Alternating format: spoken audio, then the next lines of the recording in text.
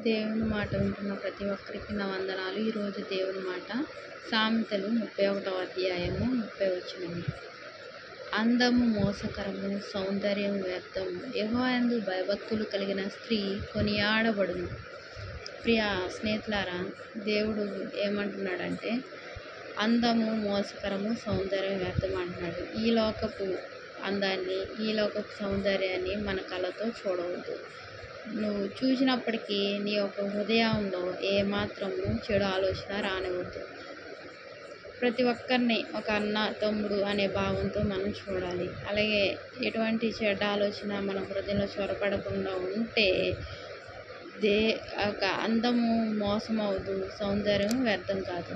మన అందము మోసకరంగా అయిందా, మన సౌందర్యం వ్యర్థం అయిపోతుంది. ప్రియ స్నేహితులారా, గుర్తుపెట్టుకోండి, యెహోవాయందు భయభక్తులు కలిగిన స్త్రీ కొనియాడబడును. ఎస్తేరు యెహోవాయందు భయభక్తులు కలిగి ఉంది. ఆమె కొనియాడబడింది.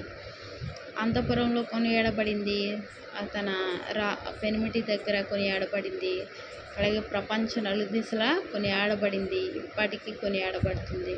ఎస్తేరు ఇప్పటికి కూడా కొనియాడబడుతూనే ఉంది.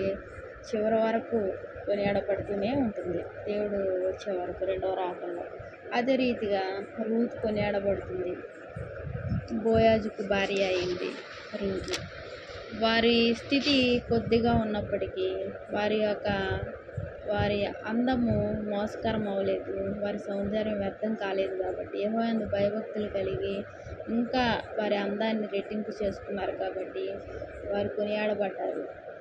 వారి కొద్ది స్థితిలో ఉన్నప్పటికీ వారి యొక్క భయం, భక్తి మూలంగా వారు ఎంతో అభివృద్ధి చెందారు, వృద్ధికరమైన జీవితంలోకి వెళ్ళారు. అదే రీతిగా దేవుడు ప్రతి ఒక్కరిని ఆశీర్వదించే దేవుడుగా ఉన్నాడు.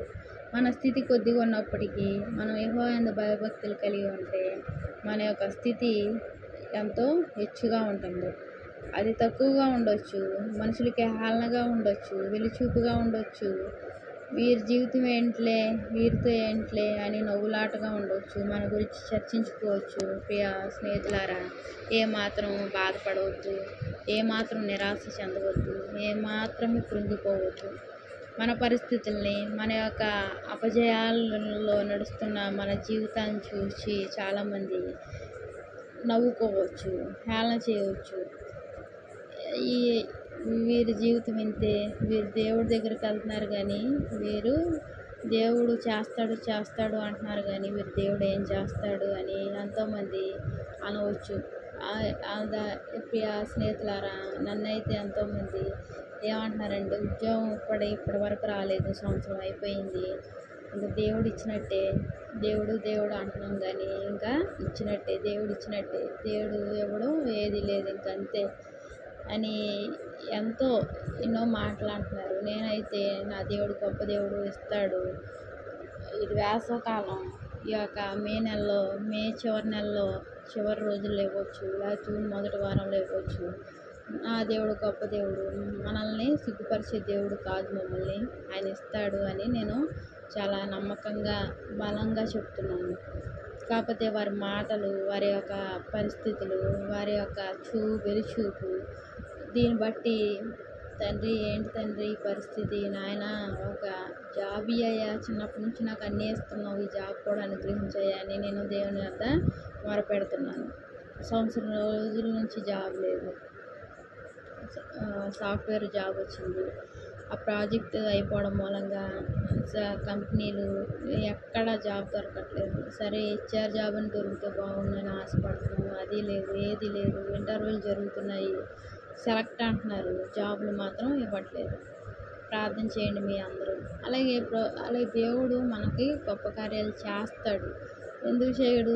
చేస్తాడు. మనం నమ్మిక ఉంచాము, ఆయన ఎందుకు భయం భక్తి కలిగి ఉన్నాం కాబట్టి ఇంకా భయం భక్తి కలిగి, ఇంకా ఆయన సన్నిధిలో మోకరించి, ఇంకా మనం సరి చేసుకుని, ఇంకా ఆయన సన్నిధికి దగ్గరగా వెళ్తే దేవుడు గొప్ప కార్యం చేసే దేవుడుగా ఉన్నాడు. ఆశ్చర్యకరుడు, బలవంతుడు, ఆయన సమాధానానికి కర్త, ప్రతి హృదయాన్ని సంతోషపరిచే దేవుడు కానీ ఆ సమాధానంతో నింపే దేవుడు కాదు, కృంగదీసే దేవుడు కాదు. ఆయన రాజులకు రాజు, ప్రభులకు ప్రభు. ఆయన తలుచుకుంటే ఆయనకు అసాధ్యం అంటూ ఏది లేదు, సమస్తము సాధ్యమే. సర్వాన్ని సృష్టించిన సృష్టికర్త. ప్రియ స్నేహితులారా, మనం కూడా మన ఇంటిని శుభ్రం చేసుకుందాం, మన ఇంటి మీద ధ్యాస పెట్టుకుందాం. ఇతరుల సంభాషణల వైపు వెళ్ళవద్దు. ఇతరుల మాటలు చొరబడి మనం కూడా పాపాన్ని కొని తెచ్చుకోవద్దు. మాటల్లో పాపం ఉంటుంది, విస్తారమైన మాటల్లో దోషం ఉండక మానతో అంటున్నాడు దేవుడు. అటువంటి దోషాన్ని మనం తెచ్చుకోవద్దు. మన భర్త కోసం, మన బిడ్డల కోసం ప్రార్థన చేద్దాం. దేవుడు ఏమంటున్నాడంటే, యెరూషలేము కుమార్తెలారా, నా కోసం కాదు, మీకోసం, మీ బిడ్డల కోసం ఏడవండి అంటున్నాడు. అలాగే యెహోషువ ఏమంటున్నాడంటే, నేను నా ఇంటి వారిని యెహోవాను సేవించుతామని ఆయన భక్తుడు, గొప్ప భక్తుడు అంటున్నాడు. మనం ఇతరులను చూసి ఇతరుల గురించి మాట్లాడుకోవడం, ఇతరులను హేళన చేయడం, ఇటువంటి స్వభావం మనం ఈ రోజు నుంచి తీసివేద్దాం, చెరిపివేసుకుందాం. కేవలం మన కుటుంబ సభ్యుల గురించి, మన బిడ్డల గురించి ప్రార్థన చేద్దాం. దేవుడు ఆయన ఇచ్చిన రక్షణ వస్త్రాన్ని మనం మన బిడ్డలకి, మన భర్తలకి ధరింపజేసి, నా దేవుణ్ణి మనం వదలకుండా ఆ వస్త్రం తొలగిపోకుండా చూచుకుంటూ ప్రార్థనలు ఇంకా భారంగా ముందుకు సాగిపోదాం. దేవునికి వందనాలు. మహాప్రేమ గల తండ్రి, కృపగల నాయన, అందము మోసకరము సౌందర్యం వ్యర్థమన్నావయ్యా తండ్రి. నాయన యెహోవాయందు భయభక్తులు కలిగిన స్త్రీ కొనియాడబడిన అన్నావు ప్రభు. అవును తండ్రి, ఎస్తేరు కొనియాడబడింది, రూతు కొనియాడబడింది, ఇంకా అనేక మంది స్త్రీలు ప్రభు కొనియాడబడ్డారు ప్రభు. అలాగే తండ్రి యేసయ్యా, తండ్రి నీకు వందనాలు స్తోత్రాలు చెల్లించుకుంటున్నానయ్యా.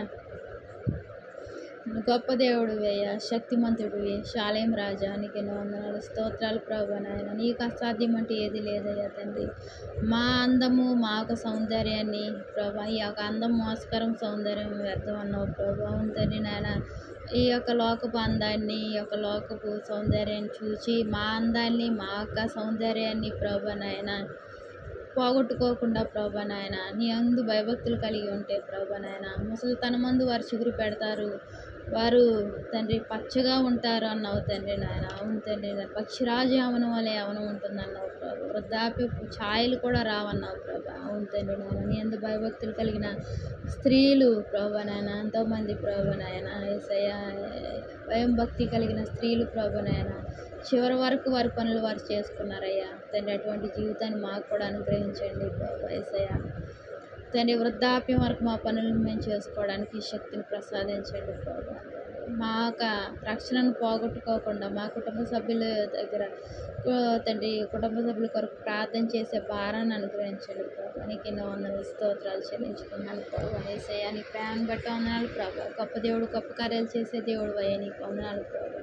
ఈ రోజు నుంచి ప్రభా నాయన ఎటువంటి సంభాషణలోకి మేము వెళ్ళకుండా ప్రభా, మా కుటుంబం గురించి, మా బిడ్డల గురించి, మా కుటుంబ సభ్యుల గురించి ప్రార్థన చేసే భారాన్ని మాకు అనుగ్రహించమని నీకు ఎన్నో వందనాలు చెల్లించుకుంటూ ఆ ప్రభువును ప్రియరక్షకుడు అనే యేసుక్రీస్తు నామంలో అతినంగా బ్రతిలాడి వేడుకుంటున్నాను తండ్రి. ఆమేన్, ఆమేన్.